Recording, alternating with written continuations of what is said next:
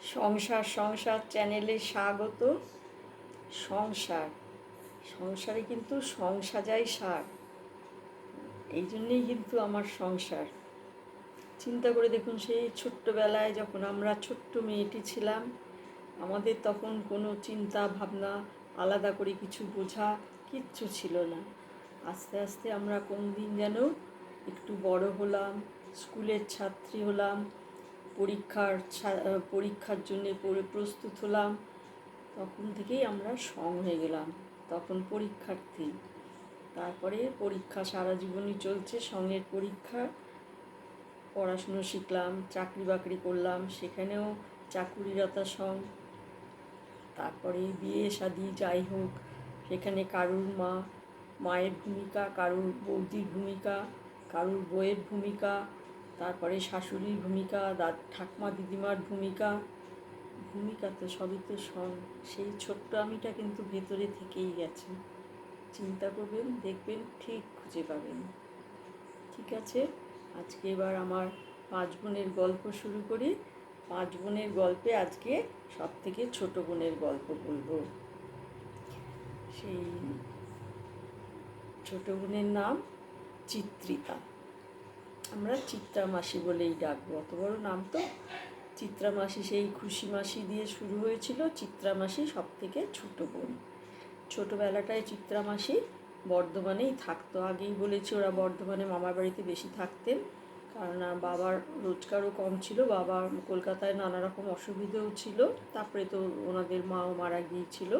তা চিত্রিতা মাসি আর তার দিদি বিচিত্রা মাসি দুজনেই তখন খুব ছোট।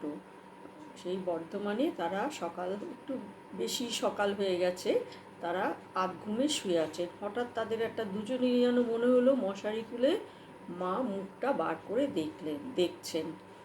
দুজনে তো অবাক হয়ে গেছে।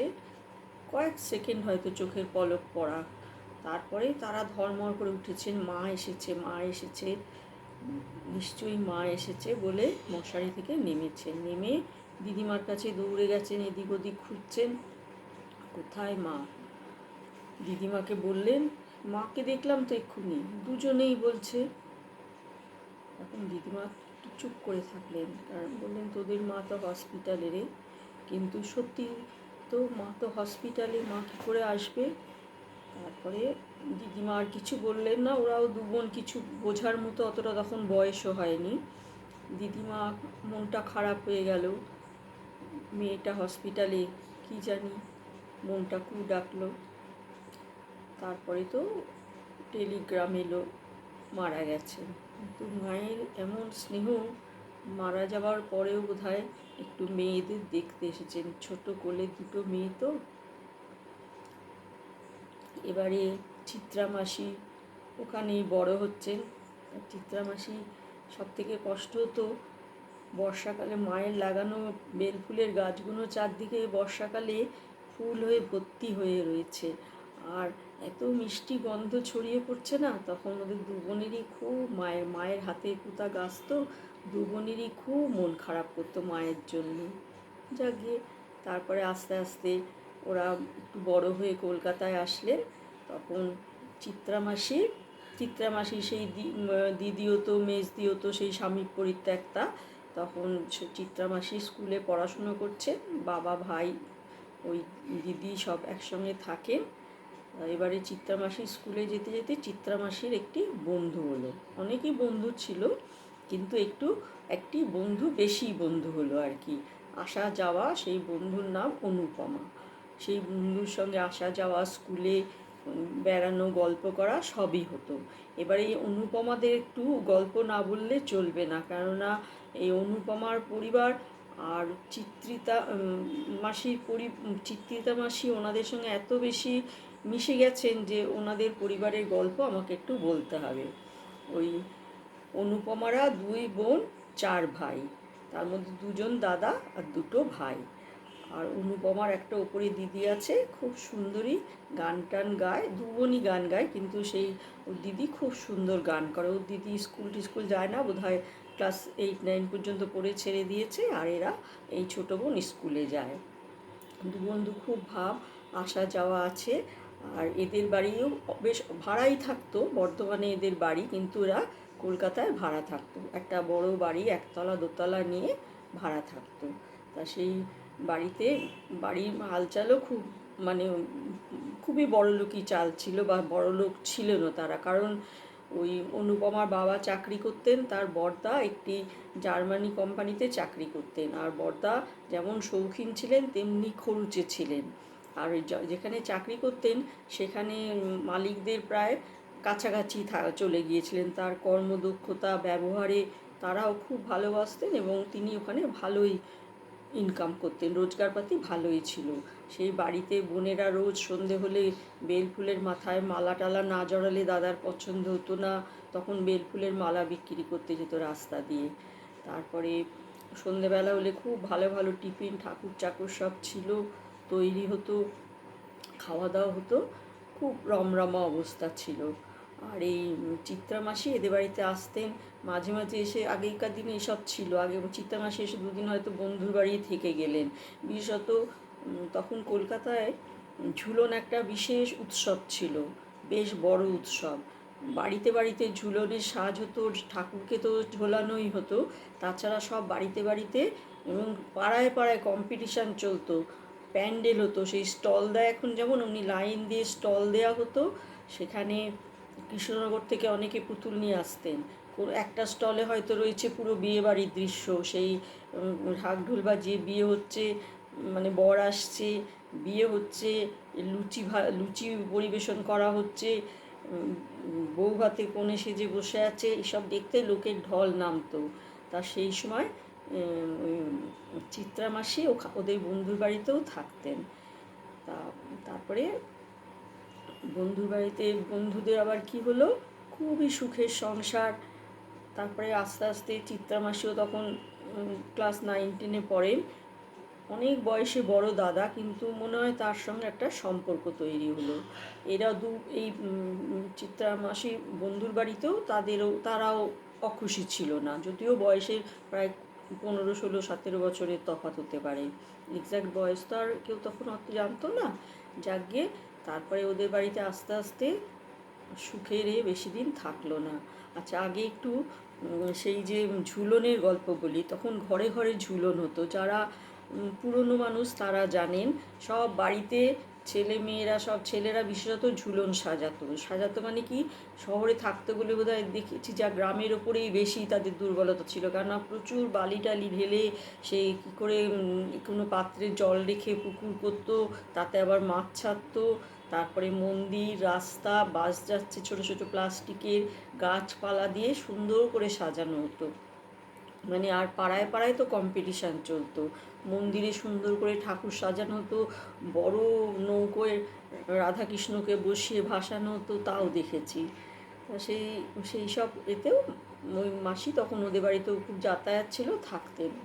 কিন্তু ওদের বললাম বেশি দিন সুখ ভগবান বোধহয় কাউকেই দেয় না, তাহলে তো ভগবানকে লোকে ডাকবে না, আমরা তো দুঃখের সময় বেশি তাকে স্মরণ করি। আর সেই ওনাদের প্রথমে ওর বাবা টিবি হলো, মায়েরও টিবি হলো, তখন টিবি রোগের চিকিৎসা একটু একটু হচ্ছে, কিন্তু ওনাদের এত বেড়ে গেছে, ওনাদের দুজনেই মারা গেলেন পরপর। তারপরে ওদের যে বড়দিদি খুব সুন্দর গান করতেন, মা বাবাকে সেবা করতেন, তিনিও মারা গেলেন। পরিবারটার কপালে মানে কি দুর্ভাগ্য নেমে এলো। তারপরে আস্তে আস্তে ওই দেশ স্বাধীন হয়ে গেছে, তখন জার্মান কোম্পানি দুর্বল হয়ে গেছে, জার্মান কোম্পানি উঠে গেল। ওদের ওই বড়দাকে অনেক টাকা দিয়েছিল ওরা, কিন্তু বড়দা ভীষণ খরচে ছিলেন আর শৌখিন ছিলেন, কাজেই সেই টাকাটাও যে খুব বেশি দিন রাখতে পেরেছিলেন এরম মনে হয় না। এদিকে আস্তে আস্তে চিত্রা মাসিও পাশ করে এই দিদিদের কাছে বোনেদের কাছে থাকেন, খুব একটা যে সবাই সম্পর্কটা জানে আবার জানেও না, কারণ তখন ওদেরও অবস্থা সেইভাবে ঠিক নেই, আর এরাও তো মেয়ের বিয়ে দিতে হবে, খুব একটা চিন্তা করছে না। যাকগে সেই সুচিত্রা দিদি তার বাড়িতে তখন সে বেড়াতে গিয়েছে, তখন একটি ছেলে রেলে চাকরি করে, খুব পছন্দ হয়েছে, ওরা মনে মনে সবাই তো দেখতে সুন্দর ছিলেন, খুব পছন্দ হয়েছে। তারপরে আর চিত্রা মাসিও কিন্তু না করেনি। মানে সুচিত্রা মাসি বিয়ে টিয়ের কথা ভাবছেন, ছেলেটিকেও বলেছেন, ছেলেটিরও পছন্দ, এনারও পছন্দ, কিন্তু ওদের সেই বরদিদি তার মত না হলে তো কিছু হবে না। খুশি মাসি উনি বললেন না, এরম করে একজন ছেলের সঙ্গে সম্পর্ক তৈরি করেছে, যদিও এখন কোনো নেই, প্রায় 4-5 বছর চিঠি ছাড়া যোগাযোগই নেই, তাও খুব কম, তাও বন্ধুর সঙ্গেই চিঠি লেখা, কিন্তু বললেন যে না, সব চিঠি টিঠি আছে, কোন দিন কি বিপদ হবে, হবে না, ওই ছেলের সঙ্গেই বিয়ে করতে হবে। তারপরে যা হোক কিছুদিন পরে ওই মেসোর সঙ্গেই বিয়ে হলো, ওই বেকার মেসোর সঙ্গেই, প্রায় বেকার। তখন তাদের আর এক ভাই, মেসোর পরের ভাই, ব্যাংকে ঢুকেছেন, তিনি ব্যাংকে চাকরি করছেন, আর তার সংসারে তার খরচেই সংসার চলে, কিন্তু তিনি প্রায় মানে একদম কি বলবো, খুব বিনীত হয়ে থাকেন, যে তিনি যে রোজগার করে বড়দার হাতে টাকা তুলে দিতে পারছেন, এটাতেই তিনি খুব খুশি। হ্যাঁ, আর সংসার চলছে, আগের থেকে একটু কম, কিন্তু তাও চলছে, আর লোকও তো কমে গেছে। তার মধ্যে মেজো ভাই চাকরি পেয়েছে, আবার সেজো ভাইও, তার মানে দুই বোনের পরে যে ভাই, সেও অল্প পড়াশুনো করে ওই একটা করে পাস সব করেছিল, করে সেও কোথায় দূরে একটা চাকরি নিয়ে চলে গেছে, খুব একটা সংসারের সঙ্গে যোগাযোগ নেই, যখন আসে তখন খুব কেনাকাটা খরচপাতি করে, কিন্তু থাকে না। আর এদিকে এই যে ভাই ব্যাংকে চাকরি করে, সেই ভাইয়ের টাকায় সংসার চলে, এবং বললাম না অদ্ভুত, এরকম মানে আগেই ছিল, বড়দারাতে টাকাটা তুলে দিতে পারছে বলে সে মানে কৃতজ্ঞ বোধ করছে, বড়দাই সব সংসার চালাচ্ছে, বড়দা যা বলবে যা করবে বড়দার হিসেবেই সংসার চলছে, বড়দা আর বড় বৌদি বিয়ে হয়ে গেছে ইতিমধ্যে চিত্রা মাসির সঙ্গে। বড় বউ আর চিত্রামাসি ভীষণ একটা মানে এরকম দেখা যায় না, এত ভালো মানুষ ছিলেন, কারুর কোনোদিন দোষ দেখতেন না, আর খুব চুপচাপ ছিলেন, হাসি ঠাট্টা ঠিকই করতেন, কিন্তু অত কারোর সাথে পাচেও থাকতেন না, আর ভীষণ ভালো মানুষ ছিলেন। বড় বৌদিকে ওরা খুব ভালোবাসতো, আর ওদের যে যে বন্ধু ননদ হলো, সে আবার একটু মানে সবসময় পরের ব্যাপার নিয়ে থাকতে খুব ভালোবাসতো, খুব ভালো হাতে সেলাই ছিল, সংসারে কাজ সেলাই এসব করতো, আর বসে বসে হিসেব করতো, তারও বয়স হয়ে যাচ্ছে সেই দিনের তুলনায়, কার বরের মাথায় চুল নেই, বিয়ে হয়েছে, কোন মেয়ের বিয়ে হয়েছে, সংসারে খুব ঝামেলা, কার বর অন্য মেয়ের দিকে তাকায়, এই সমস্ত নিয়ে দিনগুলো গুজরান হতো। ইতিমধ্যে ওই চিত্রা মিশো কোনো একটা বইয়ের দোকানে হয়তো বসতেন, কেননা উনি খুব কথাবার্তা খুব ভালো ছিল, খুব মানে গুছিয়ে, চালাক চতুর ছিলেন, গুছিয়ে কথা বলতেন, আর দোকানদার একটু ভালো মানুষ ছিল, উনি দোকানে গিয়ে বসলে একটু খদ্দের হতো, কেননা উনি কথাবার্তা বলে লোক জড়ো করতেন, দোকানদারও খুব পছন্দ করতো, কিছু টাকা তো দিতই ওনার, উনিও তো বইয়েতে সাহায্য করতেন। যা হোক এইভাবে দিন চলছে, তারপরে আমাদের একটা ছেলে হলো, খুব সুন্দর হলো, আনন্দ হলো। হ্যাঁ, এই মাসিরাও সব, ছেলের মাসি মানে আর কি চিত্রা মাসির বোনেরাও সব চিত্রা মাসিকে সাহায্য করতো, বিশেষত ওই বড়দিদি তো করতেনি, ওনার তো সবাইকে সাহায্য করতেই উনি আছেন, কেননা ভগ্নিপতি সেরকম রোজগার নেই। তা যাকে ছেলে হলো, ছেলে আর ওদের ফ্যামিলিতে কিন্তু একটা জিনিস ছিল, খুব হাসি খুশি ছিল, মানে কারোর মধ্যে সেরকম অশান্তি ঝামেলা দেখা যেত না। আর তারপরে ছেলের অন্নপ্রাশন হলো, আস্তে আস্তে ছেলে বড় হচ্ছে, তারপরে তখনকার দিনে কীরকম ডাক্তার ছিল দেখুন, বিধান রায়, ওই ছেলের খুব পেটের রোগ, ছোটো থেকেই খুব পেটের রোগ, কোনো ডাক্তার ঠিক করতে পারে না, তারপরে বিধান রায়কে দেখানো হলো, বিধান রায় পথ্য দিয়েছিলেন, তখন তো অন্নপ্রাশন হয়ে গেছে, বলেছিলেন মাটির হাঁড়িতে ভাত করতে হবে, ভাতের যে প্রথম ফ্যানটা উঠবে মানে হালকা, ওইটা বাচ্চাকে খাওয়াতে হবে 3-4 বার, আর শর্টি ফুড, তখন না খুব শর্টি ফুড উঠেছিল, আমরা তো নিজের দেশের জিনিসকে পাত্তা দিই না, শর্টি ফুড বাচ্চাদের খুব সুলভ এবং খুব মানে সুপাচ্য, স্বাস্থ্যদায়ক, খুব ভালো ছিল, কেন জানি না সেই জিনিসটা বেশি দিন থাকেনি, তখন বাচ্চারা খেত, তারপরে আসলে এই সব বাইরের খাবার এসে গেল নানা রকম, না কৌটোর, সেটাও পিচবোর্ডের কৌটোয় বিক্রি হতো, খুব ভালো ছিল। সেই থেকে সেই বাচ্চা খুব সুস্থ হয়ে গেল, সুন্দর স্বাস্থ্যবান হলো, কিন্তু মাসির কপালটা কোনো দিনই খুব ভালো না, যখন বাচ্চাটার 2 বছর বয়স, তখন তার পোলিও হলো। তখন তো এত পোলিওর টিকে টিকে ওঠেনি, সেই বাচ্চা দৌড়ে বেড়াতো, সে একদম আতুরে বাচ্চার মতো হয়ে গেল, প্রবল জ্বর, শয্যাশায়ী হয়ে গেল। সেও সেই বড়দিদি চিকিৎসা করালেন, বাড়ি থেকেও হলো, সবাই খুব ভালোবাসতো তো।